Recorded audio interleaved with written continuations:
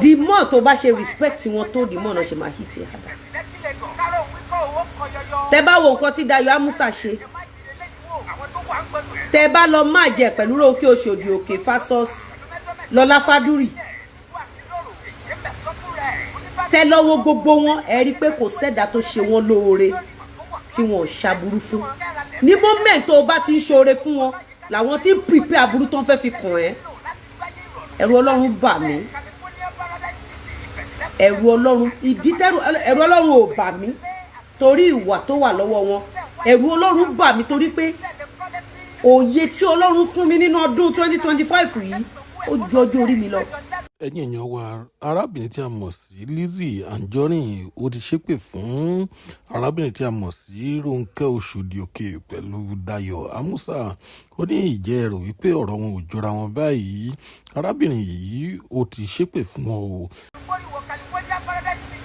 Àsàtẹ́nì yìí mo lè pè ẹ́ jókòó kí n sọ fún ẹ for free wípé ǹjọ́ mọ̀ pé tí ayé bá fẹ́ mú ẹ o lè set aláàánú ẹ up fúnra ẹ. Tí ayé bá fẹ́ mú ẹ fúnra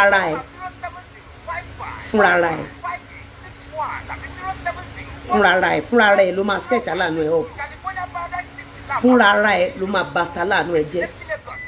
Oh shit, thank you. Ẹ má bọ̀dà 1 million yẹn lóṣù kan, ẹ fọkàn báyìí bí 1 million 1.1 lóṣù ìyẹn ná per month. You don't understand? Mo rí àwọn kankan recently, mo rí pé tó bá ti ṣe àwọn kan àbí àwọn kan fẹ́ deal pẹ̀lú ẹ, wọ́n á mú ẹ lọ́rẹ̀ẹ́, wọ́n á dẹ̀ tì ẹ́, ó yá máa ṣe báyìí, máa ṣe out of ìfẹ́ tó ní sí wọn, wàá dẹ̀ máa ṣe.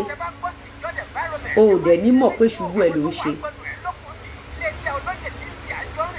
o ò ní mọ̀ pé ìṣubú ara ẹ̀.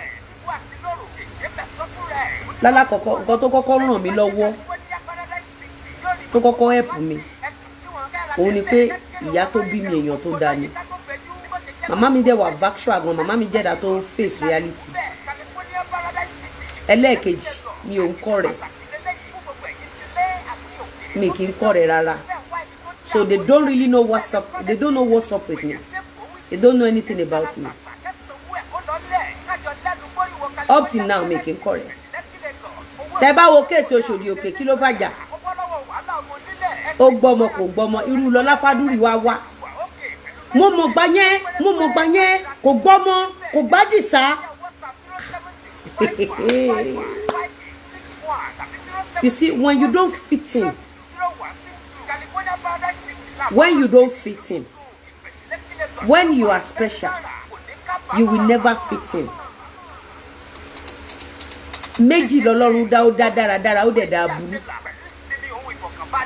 Sórí ìwọ tí Ọlọ́run bá dá dáradára wà